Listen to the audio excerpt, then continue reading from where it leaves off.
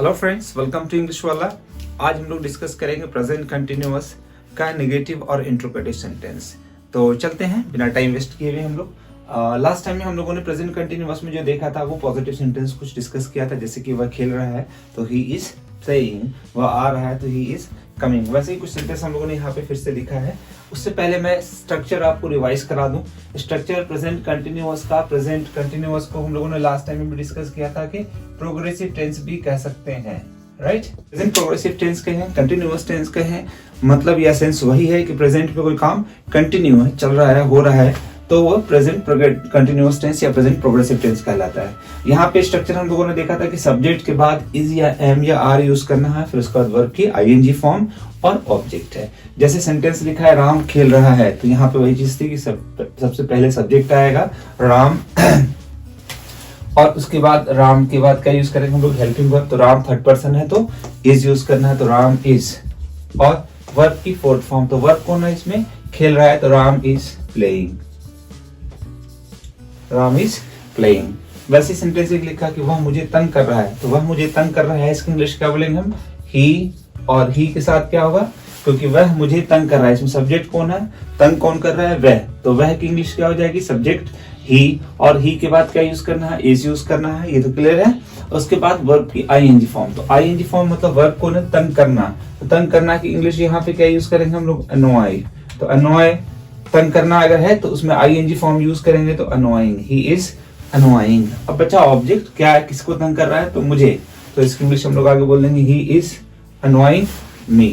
जैसे आपने कहा कि आप मुझे तंग कर रहे हो, तो आप क्या बोलेंगे, you are annoying me, you are teasing me, you are vexing me. तो तंग करने की इंग्लिश वर्ड जो है, अनोय भी यूज कर सकते हैं आप, वेक्स भी यूज कर सकते हैं, टीज भी यूज कर सकते हैं, ये सारे वर्ड्स यूज कर सकते हैं तंग करने के लिए। तो ये कंटिन्यूअस में पॉजिटिव सेंटेंस हो गए। अब हम लोग डिस्कस करेंगे, क्योंकि पॉजिटिव सेंटेंस हम लोग लास्ट टाइम वीडियो में ऑलरेडी मैंने डिस्कस किया है, बहुत सारे एग्जांपल्स भी उसमें मैंने बताए थे, तो मुझे नहीं लगता कि ज्यादा जरूरत है डिस्कस करने की, और थोड़ा इजी भी है। आज हम लोग डिस्कस करेंगे नेगेटिव सेंटेंस। तो नेगेटिव में भी पहले की तरह ही हेल्पिंग वर्ब के बाद हमें नॉट लगाना है। कोई भी टेंस कर रहे हो हम, अगर उसे नेगेटिव सेंटेंस में करना है तो हेल्पिंग वर्ब के बाद नॉट यूज करेंगे। एग्जैक्टली जैसे आपने कहा कि सर मैं नहीं जा रहा हूँ, मैं नहीं खेल रहा हूँ, वह नहीं आ रहा है, ऐसे कुछ सेंटेंसेस है, वह नहीं आ रहा है, तो इसकी इंग्लिश क्या बोलेंगे आप, वह नहीं आ रहा है।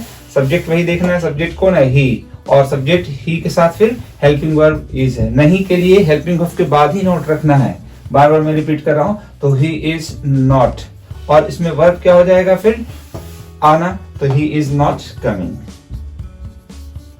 वह नहीं आ रहा है। जैसे आपने कहा कि मैं आपको तंग नहीं कर रहा हूं, तो सब्जेक्ट कौन है, मैं, तो आई एम नॉट, और तंग करना की इंग्लिश अनॉय, तो I am not annoying you, मैं किसी को तंग नहीं कर रहा हूं, तो आप क्या बोलेंगे, I am not annoying anybody. तो यहाँ पे नेगेटिव के लिए इज एम आर के बाद नॉट। जिससे मैंने कहा कि आप मेरी बात नहीं समझ रहे हैं, आप मेरी बात नहीं समझ रहे हैं, तो इसकी इंग्लिश हम लोग क्या बोलेंगे, सब्जेक्ट कौन है इसमें, आप मेरी बात नहीं समझ रहे हैं, तो सब्जेक्ट क्या है, आप, यू के बाद क्या रखना है हमें, आर, यू आर, और नेगेटिव के लिए नॉट लगाएंगे, यू आर नॉट। और नहीं समझ रहे हैं या मेरी बात नहीं समझना की इंग्लिश क्या होगी, यहाँ पे गेट है, तो गेट से बना getting, you are not getting और मी अगर हम कर दे तो you are not getting me, आप मुझे नहीं समझ रहे हैं, आप मेरी बात नहीं समझ रहे हैं। तो इस तरह के सेंटेंस होंगे, तो वहां पे हम लोग इस तरह से यूज करना है।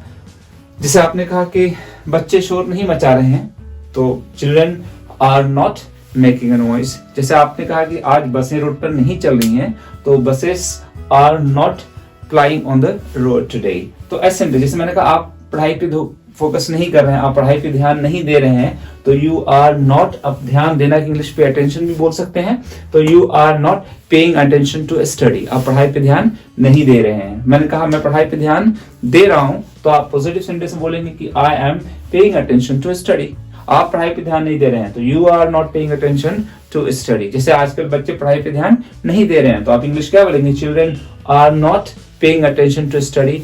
आजकल की इंग्लिश दीज डेज, नाउअडेज। तो ऐसे सेंटेंस नेगेटिव में कर सकते हैं हम लोग।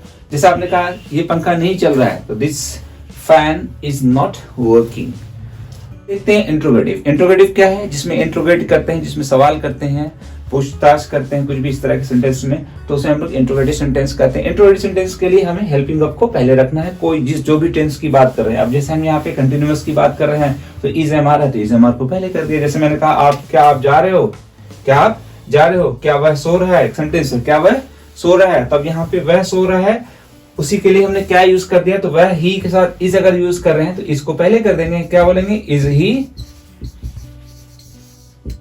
Is he sleeping, question mark रखेंगे लिखने में। अगर सवाल भी कर रहे हैं तो आप थोड़ा एक्सप्रेशन हो क्वेश्चन वाला, जैसे बहुत सारे लोग बोलते हैं ही इज स्लीपिंग, तो फ्रेंड्स एक्सप्रेशन में काम चल जाता है, बट ये एग्जैक्ट सेंटेंस इंट्रोगेटिव नहीं हुआ और थोड़ा सा हम कई बार लिखने में प्रॉब्लम होती है। अब लिखने में क्या एक्सप्रेशन शो करेंगे आप? क्वेश्चन मार्क इंट्रोगेटिव सेंटेंस लगना चाहिए, तो हमें उसके लिए हेल्पिंग वर्ब को पहले करना है।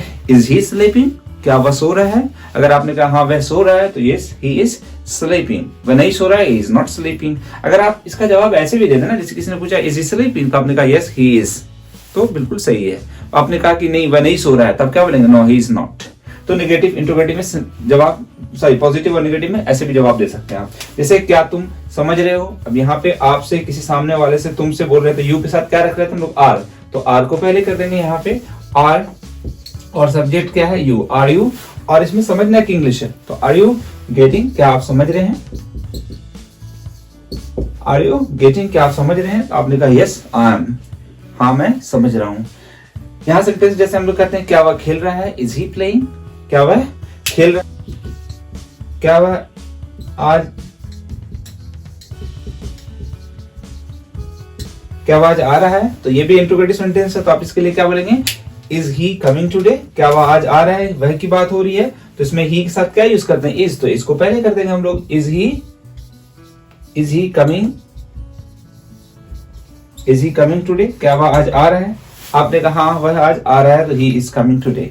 मेरा भाई आज मुंबई से आ रहा है, my brother is coming from Mumbai today. तो ऐसे सेंटेंसेस पॉजिटिव हो गए इसका जवाब। नेगेटिव है नहीं आ रहा, तो ही इज नॉट कमिंग। इंट्रोगेटिव है क्या वह आ रहा है? इज ही कमिंग, क्या कुत्ते भौंक रहे हैं? तो कुत्तों की बात हो रही है, तो वहां पे डॉग्स एक से ज्यादा प्लुरल है, तो वहां पे आर को पहले करेंगे। Are dogs barking. तो ऐसे सेंटेंस इंट्रोगेटिव सेंटेंस कहलाते हैं, और इसमें इज एम आर को पहले कर देना है। इट्स सो सिंपल, बहुत आसान है। इज एम आर पहले करेंगे, फिर सब्जेक्ट, फिर वर्ब की fourth form and object. Expression सही होना चाहिए, बार बार मैं कह रहा हूं। अब हम लोग देखते हैं WH वर्ड्स सेंटेंसेस के। WH वर्ड्स क्या है कि पहले हम लोग को WH वर्ड्स ऐड कर देना है, और WH वर्ड्स ऐड करने के बाद बाकी क्या बचेगा? इज एम आर पहले यूज करेंगे, फिर सब्जेक्ट, फिर वर्ब की ING फॉर्म। WH वर्ड्स पहले कर देते हैं, तो is am are, is am are के बाद क्या रहेगा? सब्जेक्ट और वर्ब की ING form, fourth form and object. अब जैसे कि आप कहां जा रहे हो, तो कहां की इंग्लिश क्या यूज होगी? वेयर। आप कहां जा रहे हो, तब इंग्लिश क्या बोलेंगे? वेयर। अब आपसे पूछ रहे हैं तो यू के साथ पहले आर रखना। वेयर आर यू गोइंग, आप कहां जा रहे हो? Where are you going. जैसे किसी ने पूछा कि यार आप क्या कर रहे हो, तो व्हाट यूज करेंगे, व्हाट आर यू डूइंग। जैसे मैंने कहा कि आप यहाँ क्यों आ रहे हो, आप इंग्लिश क्यों सीख रहे हो, या आप वहां क्यों जा रहे हो, आप वहां क्यों जा रहे हो। तो यहाँ पे जो क्यों, कब, कैसे, ये सारे वर्ड है ना, ये WH वर्ड्स कहलाते हैं। इन्हें हमें पहले रखना। कोई भी सेंटेंस, चाहे किसी भी टेंस का सेंटेंस कर रहे हो, तो WH वर्ड्स को पहले करते हैं। तो क्यों की इंग्लिश हम लोगों को पहले, स्ट्रक्चर इसलिए लिखा गया है। तो क्यों की इंग्लिश क्या होगी? वाई, और वाई के साथ अब वह, आप यहाँ क्यों, सॉरी आप वहां क्यों जा रहे हैं, तो आपकी बात हो रही है, यू की बात हो रही है, तो पहले क्या करेंगे? Are, why are you. और वर्ब कौन है इसमें? जाना, तो गो की fourth form ING form going. Why are you going.